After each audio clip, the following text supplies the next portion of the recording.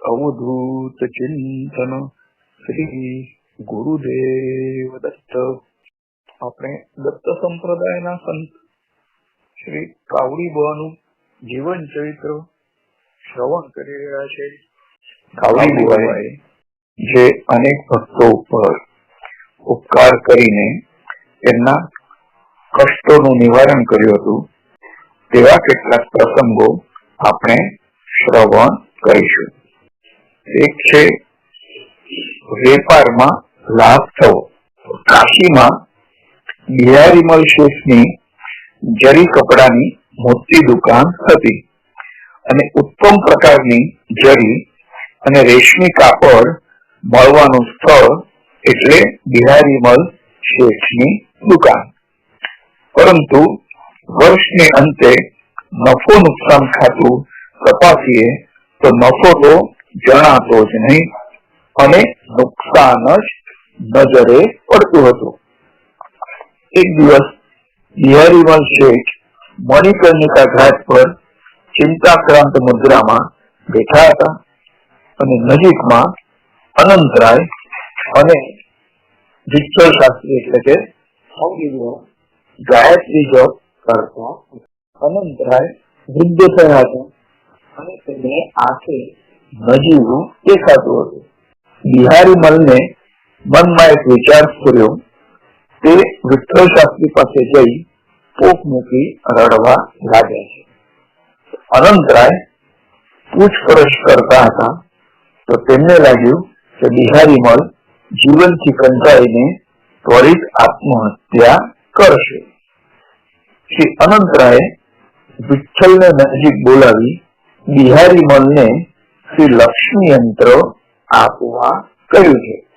પિતાની આજ્ઞા અનુસાર વિઠ્ઠલ પંતે ભોજપત્ર પર અષ્ટગંધથી શ્રી લક્ષ્મી યંત્ર દોરી પૂજન કરી ગંગા નદીના પ્રવાહમાં ઉભા રહી તેના પર ગંગાજળ પ્રોક્ષણ કરી બિહારીમલને આપ્યું અને તે યંત્રની નિત્ય પૂજા કરતા બિહારીમલનો ધંધો વિકાસ પામ્યો છે, નફો થવા લાગ્યો છે અને સંપત્તિ પણ ભેગી થઈ છે. તેણે મોટો વાડો એટલે કે હવેલી બાંધી અને તેણે સાધુ સંન્યાસીઓ માટે અન્ન ક્ષેત્ર પણ ખોલ્યું છે. તો મણિકર્ણિકા ઘાટ પર તેમની હવેલી અને અન્ન ક્ષેત્ર તે વાતની સાક્ષી પૂરે છે. જે યંત્ર વિજ્ઞાન છે તો ભગવાનની પ્રતિમા કે શ્રી વિગ્રહ એની તો ઉપાસના થાય છે અથવા મંત્રની ઉપાસના થાય છે અથવા યંત્રની પણ ઉપાસના થાય છે.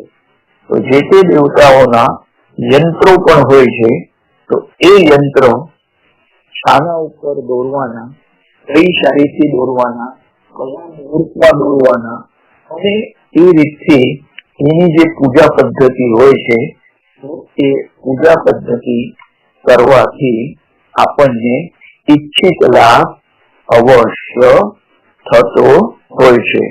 અને એમાં પણ જો આવા સાક્ષાત્કારી તંત્ર દ્વારા નિર્મિત યંત્ર આપણને મળતું હોય તો તે આપણને વધારે ફાયદાકારક હોય છે. એના પછી સંપત્તિ નાશનો દોષ દૂર કર્યો. તો દ્વારકાની યાત્રા દરમિયાન એક પ્રસંગ બન્યો અને કાવડી બુવા સોમનાથની યાત્રા અર્થે ગયા છે. ત્યાં તેમણે ઋગ્વેદનું પારાયણ ચાલુ કર્યું અને પોરબંદરના રહેવાસી અને સોમનાથના પૂજારી લાભશંકર દેવશંકર ત્રિવેદીએ મહારાજની ઉત્તમ વ્યવસ્થા રાખી હતી. 2-3 દિવસ પછી લાભશંકરની પત્ની કમળાબેન પ્રસૂત થઈ અને તેમને પુત્ર અવતર્યો. પરંતુ 2 ઘટિકા પછી તેનું મૃત્યુ થયું છે. આથી લાભશંકર પૂજા માટે ન આવ્યા પરંતુ તેના નાના ભાઈ નાનુભાઈને તેમણે મોકલ્યા છે. તો મહારાજે પૂછપરછ કરી ત્યારે તેમને પુત્ર મૃત થયાની જાણ થઈ. તો મહારાજને તેના પર કરુણા ઉપજી છે અને તેઓ લાભશંકરના ઘેર જઈ આશ્વાસન આપી આવ્યા છે અને કહ્યું કે તારા ઘરમાં બ્રહ્મ રાક્ષસ છે, તે તારા પુત્રોનો નાશ કરે છે. તારા દાદાએ કોઈ બ્રાહ્મણનું દ્રવ્ય પચાવી પાડ્યું હતું અને તે બ્રાહ્મણ બ્રહ્મ રાક્ષસ થઈ તને નિર્વંશ કરવા ઈચ્છે છે. તું સોમનાથમાં સમુદ્ર કિનારે નારાયણ બલિની વિધિ કર અને ઘરમાં ઉદક શાંતિનો પ્રયોગ અજમાવ અને તું દત્ત ભગવાનની ઉપાસના શરૂ કર. તો લાભશંકરે કાવડી બુવાના માર્ગદર્શન પ્રમાણે યથાશાસ્ત્ર વિધિ કર્યો અને દત્ત ઉપાસનાથી તેનો દોષ દૂર થયો છે અને વંશવેલી પણ તેની વધી છે. તો સોમનાથમાં લાભશંકર દેવશંકર ત્રિવેદીનું મકાન અને તેને બંધાવેલું દત્તાત્રેયનું મંદિર આ હકીકતની સાક્ષી પૂરે છે. તો સંત પુરુષો જે પણ આપણને માર્ગદર્શન આપે તો એ પ્રમાણે આપણે કાર્ય કરતા આપણા દુઃખ અને દર્દો અવશ્ય દૂર થાય છે. એમાં પણ જે પિતૃઓનો દોષ હોય, બ્રહ્મ રાક્ષસ, ભૂત પ્રેત ઇત્યાદિનો ત્રાસ હોય તો એ આત્માને મુક્તિ આપવા માટે જે પુણ્ય બળ જોઈતું હોય છે તો એ નારાયણ બલિ જેવી વિધિથી મળતું હોય છે અને એના થકી એ દોષ દૂર થઈને અને વંશવેલી વધતી હોય છે. એના પછી છે ચોરોને ભક્ત બનાવ્યા. ડાકોરમાં પ્રભાશંકર રામશંકર દવેને ઘેર મહારાજનો મુકામ હતો અને પ્રભાશંકર ઉમરેઠના નિવાસી હતા. મોટા પંડિત પણ હતા અને ડાકોરમાં રોજ તેઓ પ્રવચન કરતા. આવડી બુવાને જોઈ તેમને આનંદ થયો અને રાત્રે મહારાજનું કીર્તન ત્યાં તેનું આયોજન હતું. આથી સુવા માટે તેમને મોડું થયું હતું. મધરાતે ચોરો ઘરમાં પ્રવેશ્યા છે અને તેમણે ઘણી ઘર વખરી ભેગી કરી. તેમાં કાવડી બુવાની નિત્ય પૂજાની વિઠ્ઠલ રખુમાઈની મૂર્તિઓ પણ હતી. તો સામાન લઈને ચોરાથી તેઓ ઘરની બહાર નીકળવા રસ્તો શોધતા હતા અને તેમની આંખે અંધાપો આવી ગયો છે.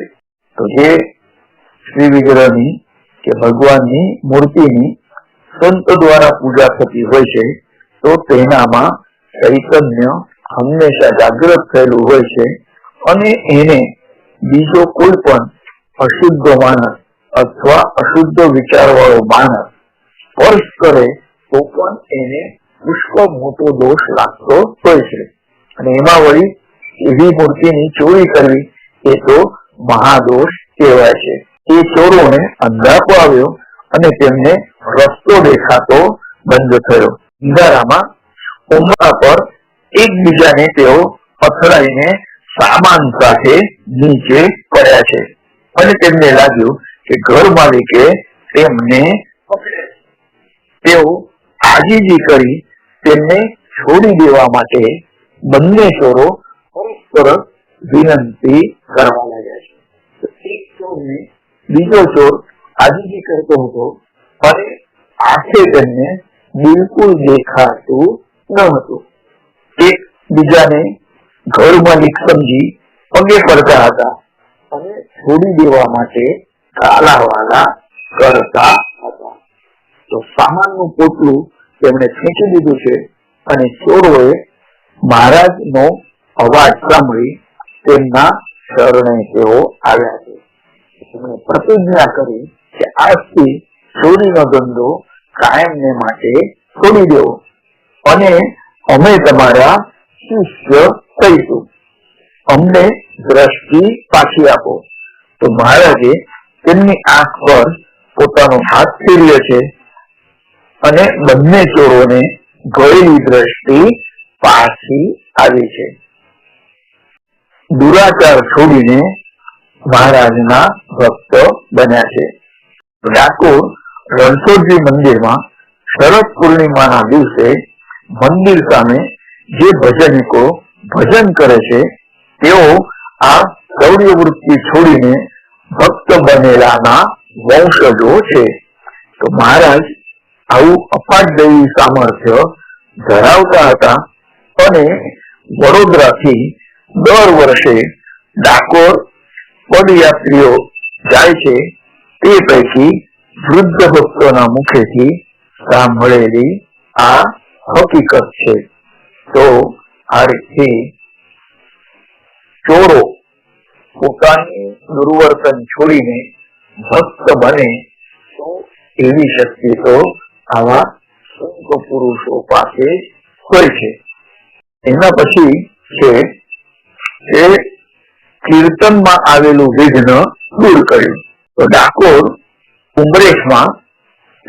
નજીક ઉમરેઠમાં કાવડી બુવાના અનેક પ્રશંસકો થયા અને ઉમરેઠના બ્રાહ્મણોએ પ્રભાશંકરની મધ્યસ્થી વડે ઉમરેઠમાં મહારાજના કીર્તનનું આયોજન કર્યું છે.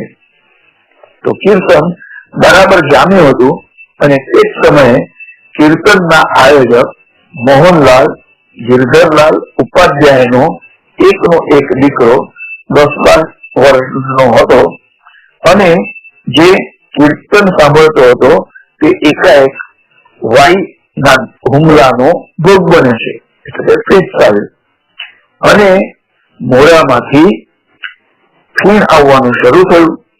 હાથ પગ લાકડા જેવા નિશ્ચેષ્ટ થયા છે, મોઢું ભીસાઈ ગયેલું. આ દ્રશ્ય જોઈને મોહનલાલ તો ચીસ પાડીને બેભાન જ થઈ ગયા અને મહારાજને દયા આવી છે. તેમણે વિઠ્ઠલ રૂકમિણીનું ચરણોદક મોહનલાલના માથે લગાડ્યું છે અને દીકરાના મોંમાં 4 ટીપા ચરણામૃત નાખ્યું છે. તેના શરીર પર પણ તીર્થથી પ્રોક્ષણ કર્યું અને થોડી જ વારમાં પિતા પુત્રો બંને સાવધ થઈ ગયા છે, ભાનમાં પણ આવ્યા છે. ને ભાનમાં આવ્યા પછી મહારાજે તેમને પાંડુરંગનો મંત્ર જપવા માટે આપ્યો છે.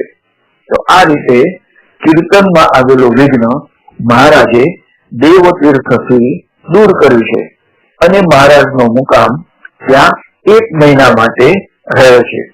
તો મોહનલાલના ઘરમાં તેમણે વિઠ્ઠલ મૂર્તિની સ્થાપના કરી અને તેની સેવા કરવા માટે જણાવ્યું છે. તો ઉમરેઠનું આ વિઠ્ઠલ મંદિર વડોદરાથી ડાકોર પગપાળા જનાર યાત્રીઓ માટે વિશ્રાંતિ સ્થળ પણ બન્યું છે અને મંદિરના મહંત દર વર્ષે પદયાત્રીઓને મહારાજની આ ગાથા પ્રેમથી સંભળાવે છે. તો આ રીતે કીર્તનમાં આવેલું વિઘ્ન દૂર કર્યું અને જેને વાયુનો રોગ હતો તો એવા મોહનલાલના દીકરાને એ રોગમાંથી પણ બચાવ્યા છે. એના પછી છે કીર્તન પ્રથા ગુજરાતમાં શરૂ કરી. તો ઉમરેઠના મોહનલાલ ગિરધરલાલ ઉપાધ્યાયે તેમના રામચંદ્ર નામના દીકરાને વારકરી કીર્તનના શિક્ષણ માટે કાવડી બુવા પાસે રાખ્યો છે અને રામચંદ્રને સાધારણ કર્મકાંડ શીખવાડી મહારાજે તેને ખાસ પંઢરપુરમાં પ્રચલિત સંગીતમય કીર્તન શીખવાડ્યું છે અને નરસિંહ મહેતા, મીરાબાઈ, સંત કબીર, સંત તુકારામ, સંત જ્ઞાનેશ્વર દ્વારા રચિત ભજનો અભંગોનું પાઠાંતર પણ કરાવ્યું છે અને જ્ઞાનેશ્વરીની ઓવિયોનો સ્પષ્ટાર્થ ગીતાને અનુસરી શીખવાડે છે અને થોડું ઘણું વેદાંતનું પણ શિક્ષણ આપ્યું છે. તો રામચંદ્રનું પ્રથમ કીર્તન તેમણે ડાકોરના રણછોડરાયના મંદિરમાં રાખ્યું અને આજ સુધી આવું ઉભા અને સંગીત સાથે ગદ્ય પદ્ય મિશ્રિત પ્રવચન અને કથાનક ગુજરાતમાં થતું ન હતું. તો ગુજરાતમાં તે સમયે ખાસ કરીને બેસીને જ આખ્યાન કે કથા કહેવામાં આવતી હતી. ભજન પણ બેસીને જ કરવામાં આવતું હતું. તો ભજનો, અભંગો, ધૂન બોલીને તેના પર વિવરણ કરવું અને લોકોને પણ ભજન ધૂનમાં સહભાગી કરવા તે એક નૂતન પ્રયોગ હતો. રામચંદ્ર મોહનલાલની શિષ્ય પરંપરા વૃદ્ધિ પામી અને તેમની પરંપરાના મહેસાણાના નરોત્તમ દવે સિદ્ધપુરમાં આવેલ રણછોડજીના મંદિરમાં જન્મોત્સવનું આખ્યાન કરતા હતા અને તેમના વંશજો સિદ્ધપુરના મંદિરના સેવકો પૈકી છે. તો આ રીતથી જે કીર્તન પરંપરા છે તો એ કીર્તન પરંપરા મહારાષ્ટ્રમાં પ્રચલિત છે તેનો ગુજરાતમાં પણ તેમણે પ્રારંભ કરાવ્યો છે. અને એ દરેક કીર્તનમાં પૂર્વરણ અને ઉત્તરણ બે ભાગ હોય છે અને પૂર્વાર્ધમાં કોઈ તત્વનું નિરૂપણ હોય છે અને ઉત્તરાર્ધમાં કોઈ કથાનક હોય છે. વચ્ચે વચ્ચે ભજન ધૂનની રમઝટ પણ બોલાવતા હોય છે અને શ્રોતાઓ પણ તેમાં સહભાગી થાય આ રીતથી તેનું આયોજન હોય છે.